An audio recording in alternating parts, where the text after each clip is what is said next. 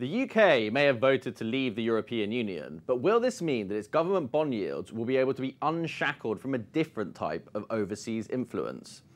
For several decades, the 10-year UK gilt yield has so closely tracked the yield on US Treasuries that, in the words of the Bank of England's Bank Underground blog, anyone looking at an unmarked chart of the two would struggle to say which was which.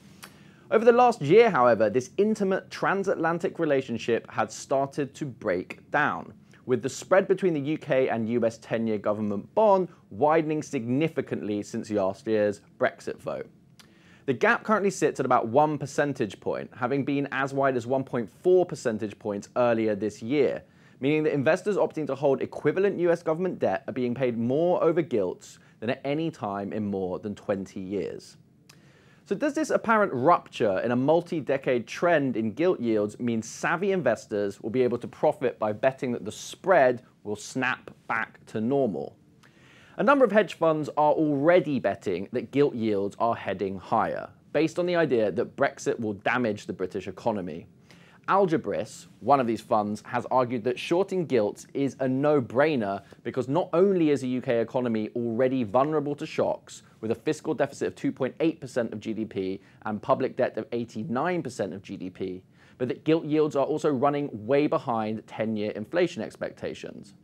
Other speculators are taking less of an explicit view on Brexit and instead are making a wider call that developed market bond yields will rise as part of a broader shift towards expansionary fiscal policy around the world.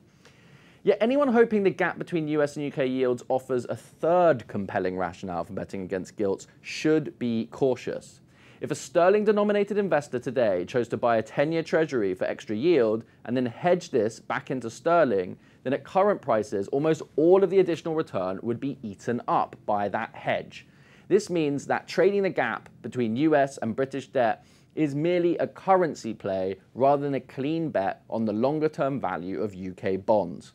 Gilt yields are likely to rise further, but trying to justify this trade based on the UK-US gap closing is little more than a fancy money illusion.